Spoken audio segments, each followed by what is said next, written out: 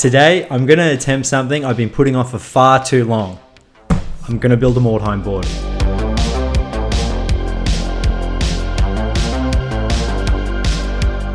Welcome back to Anvil Platoon Miniatures. My name is Dietz, and yes, it's finally time for me to pull my finger out and make a Mordheim board. Building one of these suckers has been on my bucket list for such a long time, but I keep putting it off because I do find terrain quite daunting. But no more excuses, because recently I stumbled across this old box of Blood on the Streets Mordheim terrain, which comes with a few buildings, all made out of classic cardboard and a few plastic bits and pieces here and there. But before we dive into the contents of this old box, I thought I'd build a couple buildings and a few little bits and pieces of terrain with some stuff I've been collecting around the house for a short amount of time now. Also, with this board, I want the terrain to be kind of movable so I can have different scenarios and add to it later, so nothing's really set in stone. But anyway, let's dive straight into it. As I've never made any terrain before, I thought I'd start out with some simple structures like the corners of some ruined buildings. I got my hands on some hard cardboard from a box and measure out my walls. I'm making two buildings, one will have 3 levels and the other will have 2 levels, and each level will be about 50mm high. I also draw a jagged rough outline connecting 2 endpoints, and once I'm happy with these templates, I cut them out with my hobby knife and started marking out the levels, windows, and the door frames. I just freehanded the windows because, like always, I'm pretty rough, but if I was you, I'd definitely measure them out because the finished product might look a little bit more neat. Next, I got my MDF board ready to go, and I taped up the corners of the wall with some masking tape so it'd be easier to work with, and then I chopped my base in half. I did this really roughly and jagged just to make it look like it was a bit ruined and destroyed. I measured and cut my square dowel, and these would be supports for each floor or levels in the building. I also gave them a bit of a rough up with my saw so they had some texture. It's now time to get hot and sticky using my glue gun. And it's time to also build the initial structure of these ruins. Now, before I go on, I just want to acknowledge a fellow YouTube channel called Devs and Dice. This channel has a wealth of knowledge on building terrain and Mordheim terrain, and every video is an absolute banger. Leaf builds the most amazing Mordheim terrain, and I watched a ton of his tutorials before even attempting this, so make sure you check him out. With that all down, it's time to throw in some battens, and I drill out some small holes and hot glue some wire to really nail them in. I want each floor to not cave in, and this should give it some strength. Now, I found the best way to do the flooring was to kind of pre-cut all my paddle pop sticks or ice cream sticks and lay them out next to me, and then I could slowly build it with the glue. That way I didn't have to rush, and everything was laid out and simple, and I could just take my time and do it, and it was much easier. The glue I used for this was good old-fashioned PVA wood glue, and for the second and third levels, I just ran a bead of this over the battens and pushed each ice cream stick down firmly. Also, I made sure I wiped away any excess glue. Now it's time for the bricks, and I really wish I had a hot wire cutter for this. I didn't. I had to use my scalpel, my little knife thing, and cut each brick out individually, and that made it really hard because I couldn't get the bricks exactly the same size, but that's okay because I feel like it made the building look a bit more haunted and spooky, and it gave it a bit more character. I'll be using these bricks for the lower levels of the outside of the building, and I'm just using XPS foam. After cutting about 100 of these odd shaped bricks, which are about 1cm by 5mm, I then threw them into a container with some rocks and gave them a good shake to give them a more natural shape. I then got the outside of the structure ready and cut, prepped, glued my square dowel to the outside of the buildings, and I thought it'd be best to add a beam to the very corners of the building as well. Now, my dad was a bricklayer back in the day, and if you thought it might run in the family, you'd be wrong.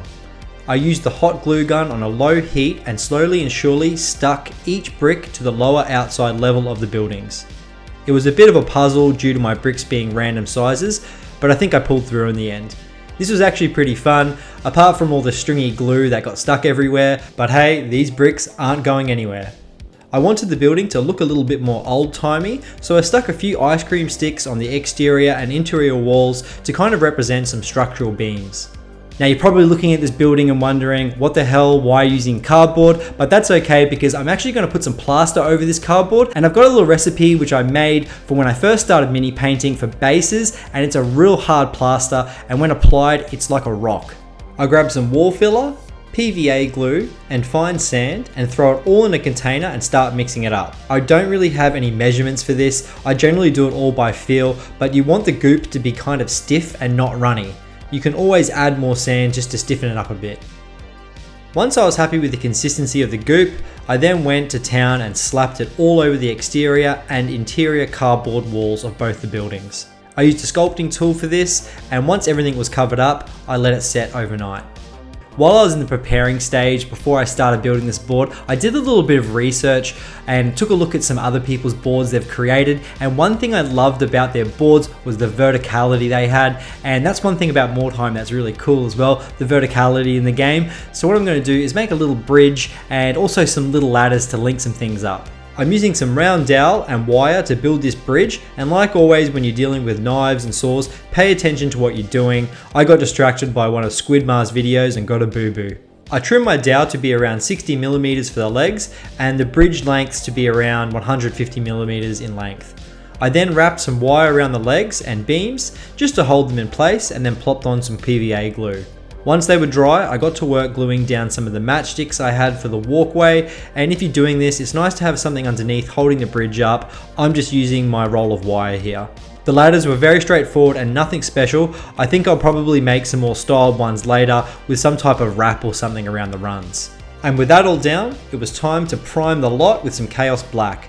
I was very satisfied at this point of time and very happy that it was finally over. Now it's time to open up this classic box of Mordheim terrain, but before we do that, make sure you hit the like button, and if you like what you're seeing here, make sure you hit the subscribe button to keep up to date with all my videos. Ever since starting the hobby, I've always been lurking on eBay, watching and waiting for a good deal. If you're in Australia and have been outbid in the last minute, then it's possible I've ruined your day. I found this immaculate box of Mordheim terrain a few weeks ago and couldn't pass it up. Blood on the Streets is kind of like an expansion box to the existing Mordheim starter box, and it comes with 2 large buildings and some ruined walls. It has some great plastic bits like a ruined roof, doorways, windows, gargoyles and plenty more. It also comes with highly detailed walls with all sorts of dark and twisted symbols on them. It's a great kit, and now I'm on the hunt for the original starter box to add to my collection, so wish me and my wallet good luck. But anyway, that's enough gawking, and I'm going to need to paint the plastic walls, windows and extras before assembling this kit. As you can see, there's a fair bit of terrain to paint, so what I'm going to do is use dry brushing. Dry brushing was like my savior on this project. It saved me so much time. If I was going to paint this up the traditional way, I'd probably still be painting. I gave all the plastic bits a prime of Chaos Black and then mixed up some Stonewall Grey and black for my first dark grey layer of dry brushing. I applied this generously on each part of the kit and my stone walls, covering most of the black prime. Next it's time for a dry brush of pure Stonewall Grey, and I work this all over the bits, covering a little less than the last coat.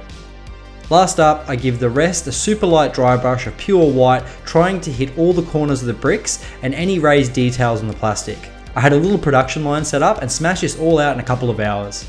Moving on to my timber or wood parts of the terrain, and I go over all the ladders, bridge, floorboards, beams and battens with a good coat of dryad bark.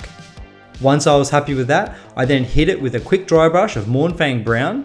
I also masked off the bricks with some tape just to avoid making a bit of a mess. To finish the timber textures, I apply a final light dry brush of Zamesi Desert, and like before, I tried to hit all the corners and points of interest. I give the roof tiles a coat of Dark Reaper, and then it's time to do some dry brushing, and I use some Thunderhawk Blue all over each tile. Then it's time for a light dry brush of Fenrisian Grey to finish.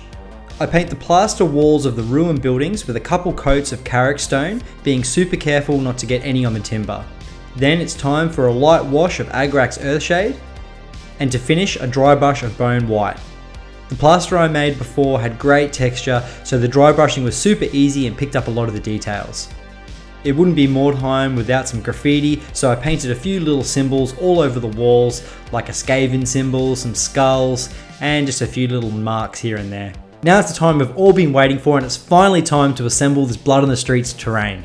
The instructions for this were a little complicated, and if I was trying to build this at the age of 9 when this came out, I probably would have ruined it all. But hey, I'm a big boy now, so I figured this out pretty fast and relied mainly on the pictures on the instructions rather than following the steps. I started off building the larger coaching in building first and glued each corner to the corresponding beam, and then slid in each bit of card and glued the windows and doors where needed. The card popped out of the templates with ease, and I'm really excited to have a board with a mixture of classic and home-built terrain. To build the coaching in, you had to first build 3 smaller parts and then combine once finished. This was easier said than done, as the corners and card were a bit janky in some parts, but I made it work. The fun part of the build was when I was gluing the windows and the roof down, as this was when I could see the building really taking shape. Each piece of cardboard had some super cool details on them, and every now and then I would just sit there and stare at the illustrations that were created by Neil Hodgson and Noala Kennedy. Once I stuck together all 3 large parts for the coaching inn, it was time to move on to the smaller ruined building, and this was much easier as it was a bit more straightforward. Building's terrain took me a few hours, and in those few hours I scratched that Mordheim itch I've been carrying around since I was 9 years old. One of my fondest memories of when I was younger was reading the Town Crier in White Dwarf and looking at all the silly ads and reading all the ridiculous articles. I had a ball building this kit, and I highly recommend getting your hands on it if you can and building it up. It's lots of fun. Now I want to protect my cardboard terrain as best as I can, so I'm going to make some bases out of more MDF board. I cut them to size, lathered them up with some glue, and then poured on some sand. I stuck on a couple of spare bricks to act as rubble. I gave them a prime with some Chaos Black, and then started dry brushing with the same grey recipe as I did before. Once all 3 coats were down and dry, I then just glued my buildings on. So the fun parts are all done, and now it's time to make a base for all of this stuff to sit on. I'm using a sheet of XPS foam as my board base, which is roughly 4 foot by 2 foot. I understand that you should use a 4 by 4 as your base, but I ran out of time with this one, and I'd love to do an extension one day, so let me know down in the comments if that's something you'd like to see in the future. I used a stamp for the cobblestone, which you can make out of a paintbrush, and I got to work. This was literally the longest and most frustrating part of the build, and I even had to call in for some backup. She wasn't impressed. After what felt like a year of stamping, I gave the base a coat of black and then got to work dry brushing again. This time I added some umber to make the ground look a little more dirty, and then it was time for my greys and a final light dry brush of white. And after that, it was pretty much finished, and it was time to lay all the terrain down and set it all up. But anyway, here it is. Here is my Anvil of Doom Mordheim board.